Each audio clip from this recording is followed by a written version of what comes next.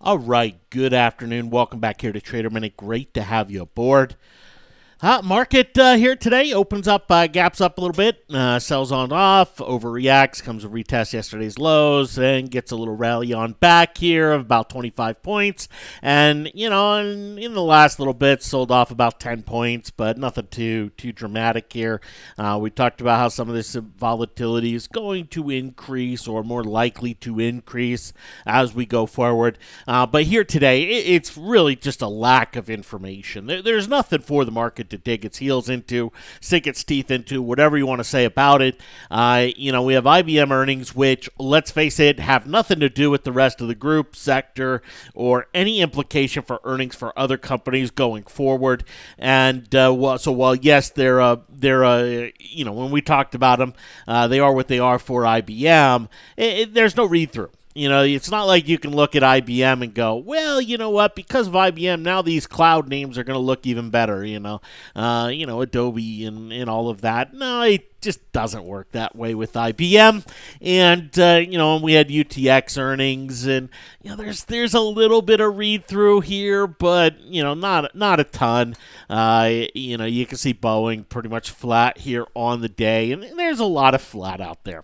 Some things up a little, down a little, but in general, very flat for the majority of things. And some of the stuff that's down the most, well, it was up the most the other day, right? And, some of the stuff that, you can take a look at something like a CSX today, right? And it's down pretty good today. It's down 1.5%. But it's pretty much just erasing that Friday move, right? And that's where a lot of things are. Whether they're down a little today, up a little today, down big today, a lot of things just kind of erasing Friday's move, and there's just not a ton to say about it, other than what we've already talked about, and those things that I talked about yesterday and this morning, they're still very much in play. Nothing's really changed from that, and there's no real price action that I think you look at and go, oh well, boom, this is a key change. No, those elements are still in play and still, very, very strong here.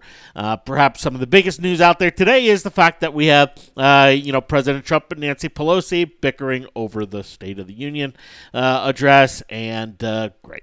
With the ongoing U.S. government shutdown that, pretty much from a market standpoint, nobody cares about.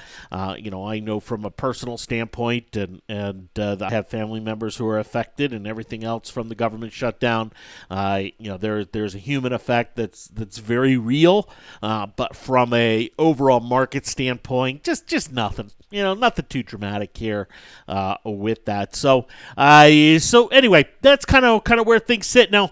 I have a position here on the XLF, and granted, it's what the XLF has moved 8 cents since I got in, here, and great. This has been one of my the last few trades. It just seems like flat. I get in and boom. They just decide not to go anywhere. They'll give little signs here. All right, we're ready. No, and that's a little tough to do in a market that's moving like this. So not something I'm trying for, but is a reality here with it.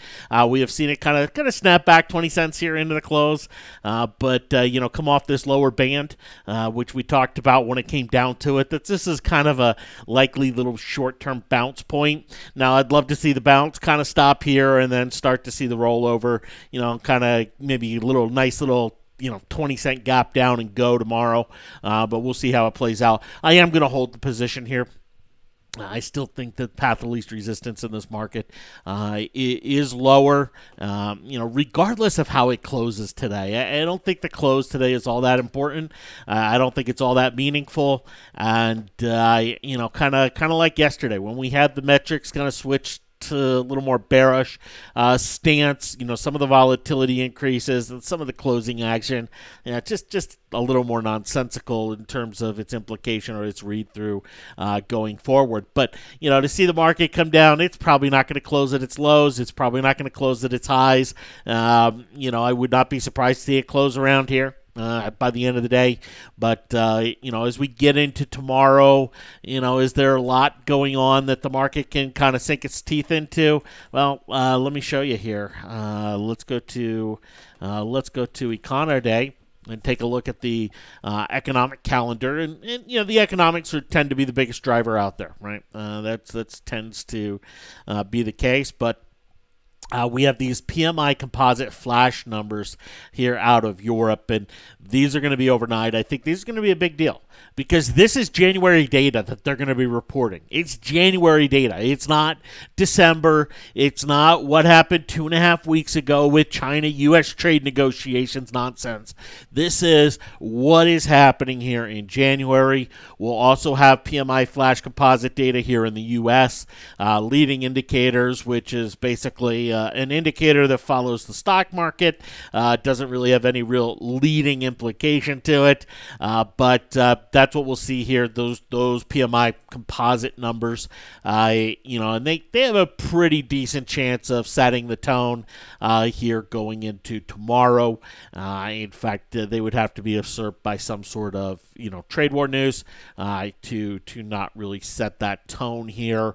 But it is something where if we see a sizable slowdown in this survey, it could spook investors pretty quickly.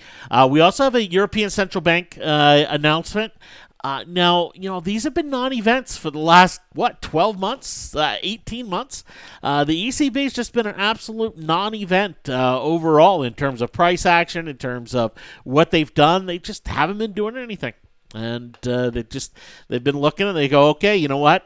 We have no interest rate and we don't plan on having an interest rate and we're watching what's going on. And we want 2% inflation. And, well, it's not happening yet, so we're going to just kind of take a look at it in 6 weeks. And that's what it's been from the ECB. And that's kind of the expected here. So a little bit going on there. We'll have oil report tomorrow. It's been interesting the relationship between the S&P and oil here of late. But we'll have those, and then we'll have some earnings, right? And earnings, we're not going to have these monster earning days like most earning seasons where we have, a whole bunch of reports all in one day. We're not going to have that this season. It's going to be a lot of days like today where we'll have a few in the morning, a few in the afternoon. This morning we saw Comcast, and this morning we saw UTX, and we saw, just a trickle, right? This afternoon we'll have Ford. That's probably the headliner of the afternoon is Ford. We'll have Texas Instruments here as well. But just a little bit. Enough to move the market? Probably not. Probably not something that's enough for market participants to get a big read through and say, well, you know what, because of this, it's this. And then tomorrow morning, we'll have American Airlines reporting, Southwest Airlines reporting, JetBlue reporting, so some big airline in the morning, but also some FCX, Bristol Myers, also coming in tomorrow, Union Pacific coming in tomorrow. I'm very interested in that one. But overall, just a few, and then Intel, Starbucks after the bell tomorrow.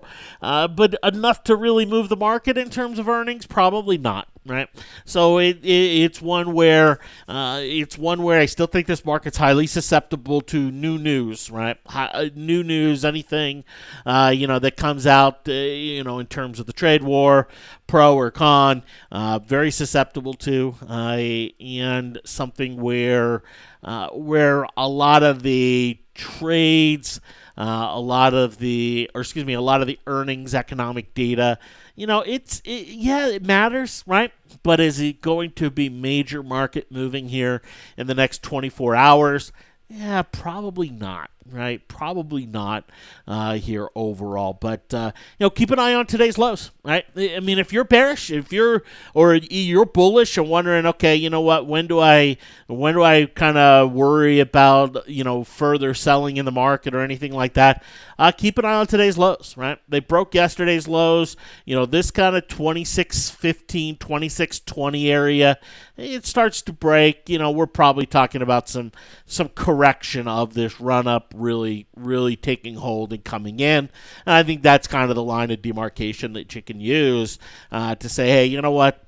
maybe I need to go buy some puts on anything that moves, and or hey, you know what, maybe this is kind of just a dip buy opportunity, and you can stay with some of the longs, that you like here overall.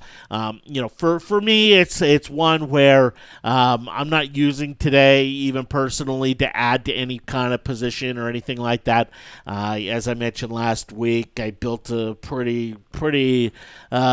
had a pretty substantial rotation out and into cash. Obviously I never go all cash, but it's one of my higher cash levels in a while, and not because I'm more bearish or anything like that than I've ever been or something like that. I don't think my cash level should speak to my overall bearishness, but just kind of my unwillingness to really kind of be in some of these that have are clearly hugely overbought in a short-term technical standpoint, and those things that just kind of need to cool off.